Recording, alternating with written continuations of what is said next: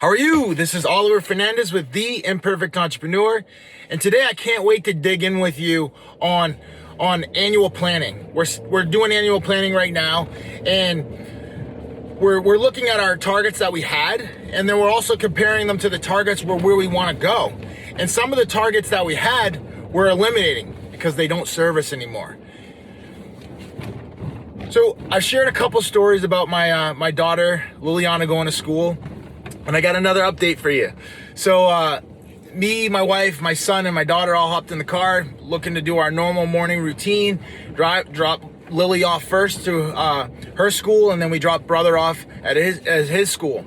And we get up to her school, and the lady comes out, and she's like, oh, we don't, school's canceled for today. We have our parent-teacher conferences. And I'm like, oh, cool.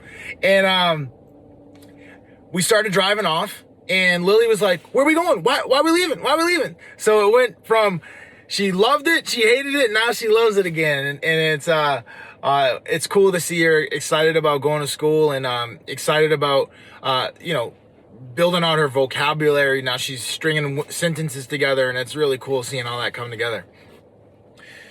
So during annual planning, this is always a fun time of the year because we start to, really take some time to reflect on what happened during the previous year and really dig into the things that help move the business forward.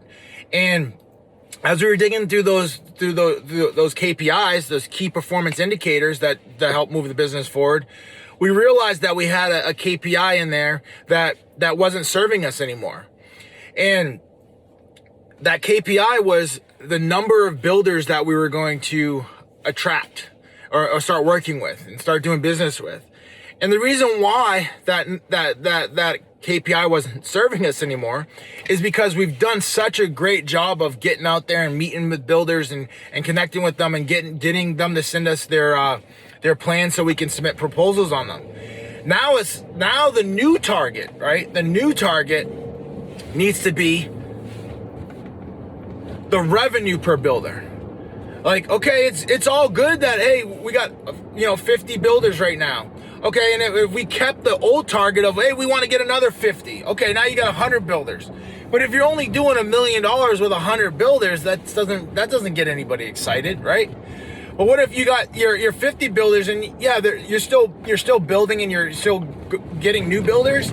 But what if you're now all of a sudden you do $20 million with those builders? Now you're deepening and widening those relationships. And it was such a great time in the business to really kind of see it, and what I mean by see it is see that this was a target that we needed to adjust, that we needed to shift, and we needed to adjust and shift because we weren't going to get the results we really wanted. The results we really want is now that we have the relationships, we want more business from these relationships. We don't need to just continue to go out there and get more. Now we got to deepen those relationships, now widen and increase the amount of proposals that these relationships are requesting from us. And I was excited about that.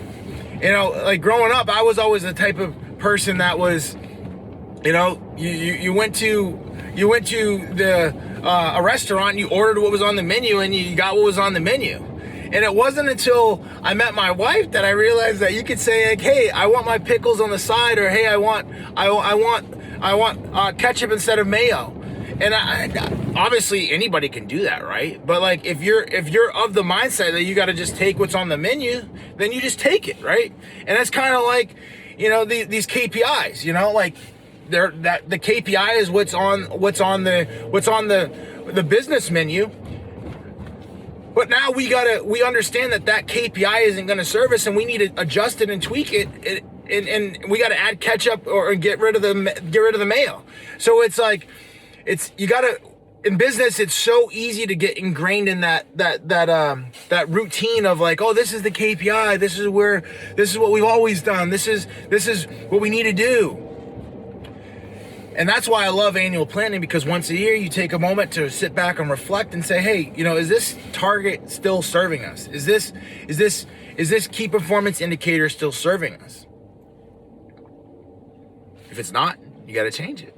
And if you don't change it, you're going to continue to get the results you were previously getting.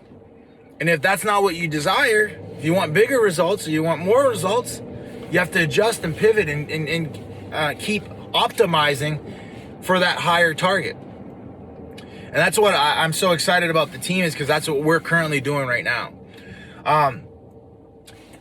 Also thinking about annual planning, we're looking at our team as a whole, right?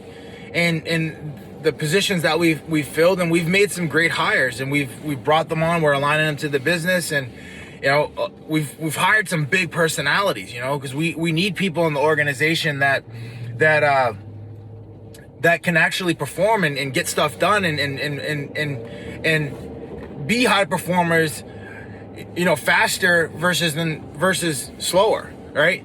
And these people that are coming in, and like they were high performers at a previous organization, now they're coming in, but we need to align them and integrate them properly into the business. And that's what we're currently doing right now. So we're looking at that from an annual planning standpoint. And like, this is who we have now, but who else are we going to need? Because when you bring those high performers into the business and they start bringing in new business and they start streamlining things, and there's additional people you may need, and there's additional people that now we may need to find a new position for them because their previous role has been eliminated due to efficiencies in the organization.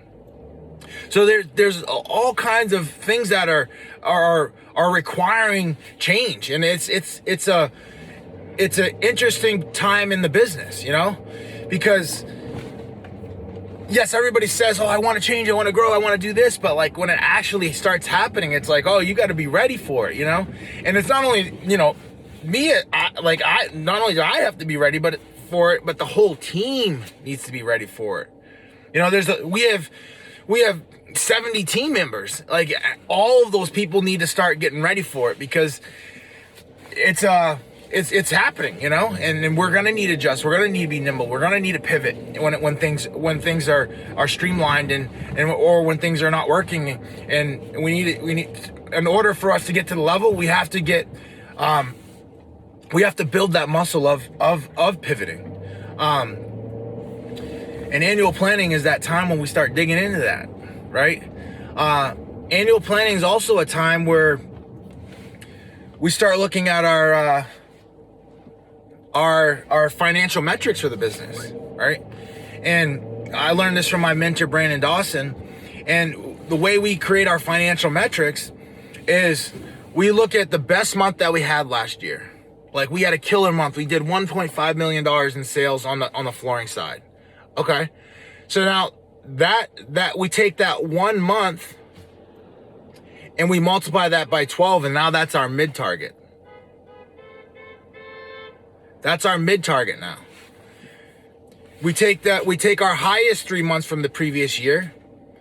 So if we had a great month in June, and we had a great month in August, and we had a great month in September, we would take those 3 months and then average them out. So you take those 3 months, divide it by 3, average them out, and then we'd now multiply that by 12, and then now that's our low target. So our highest 3 months averaged out now becomes our low target. And I've actually even seen it's already happening in the business. Like, in the beginning of the year, we were just scratching and clawing to hit our low targets. And now our low target is the new benchmark.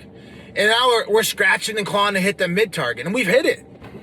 So now people are excited. We want to hit that big one, the high target. The high target's where the money's at, right? We've aligned the team, so that's where the money's at, man. And it's so cool to be a part of it, because like I love, when the team gets their payouts. Because at the end of the day, like, we as the owner in the business, we're setting these targets, and like, it doesn't feel good for me not to hit my targets that I've set for the year. And now we're all working towards it. So like, they're happy when we hit our high targets, so they get compensated from it. And then as a business owner, I'm happy because we set those targets, and I don't want to just set targets in life and not hit them. I want to hit them. So we're all aligned and incentivized for the same targets. All our goals are aligned from the business standpoint. Now, personally and professionally, like, everybody's goals are a little bit different, right? Like, some people may want to spend more time with their family. Some people may want to travel. Some people want to, buy a home that they've dreamed of, you know? Some people only want to take care of their parents or their siblings, you know? So everybody's personal goals are different, but now all our business goals, like from the organization, are the same. Why? Because we've communicated that to the team. For some reason, I don't know where that came. Well, I know where it came from. It came from, you know, growing up, my dad had a business, and he always told me these horror stories, like when he would share information with other business owners, and they would take his contract, or he share with other information with other team members, and then all of a sudden they would come and ask for raises. So what did I take from that? I took from that I got to shut my mouth and just go to the bank. Just shut my mouth and go to the bank. But like, shutting your mouth and go to the bank doesn't communicate a message of all the targets to the whole team, so that the whole team can all rally behind those targets and go hit those targets. And then at the same time, we got to align those team to the team to those targets, which is exciting. I like it. So I love annual planning. I really do, because it's not something that every business owner does. I mean, I always would set some personal targets, but I never broke down into the details that I'm breaking down into now with our annual planning. And I love it because it really provides the framework for structured success. You know, most people, you know, you'll ask somebody, hey, what's your goal? What's your target? And then they start telling you what they don't want, or they don't have a response. And that's the exact problem right there. Now you ask me what my targets, I'll tell you exactly what they are. Our goal for next year for the flooring business is to hit $20 million, right? Like, and because we're doing the annual planning, it's right there at the top of my mind. I know exactly what it is, so I'm focusing on it. The team's focusing on it. We're all like pushing toward it. We're super clear on what it is. And when you're clear on something, you can actually have success. Because unclarity and when you're not clear on something, it's a recipe for failure. So as you look at this new year, I'm going to be doing my annual planning. And I would invite you, I would challenge you to sit down and build out some targets. Build out some targets. I forgot to actually tell you how we did we do our high target, right? Our high target is the mid target plus a multiplier. So if our mid target's $1 million, right? We want to internally grow by 25%. So we'll say $1 million multiplied by 1.25 to get our high target. And then we'd multiply that by 12 to get our annual target. So as I'm going through annual planning and breaking down and structuring my goals for success for next year, I challenge you to also do the same thing, because if you want to go out there and build your legacy, it starts now. Let's roll. Let's have a great day.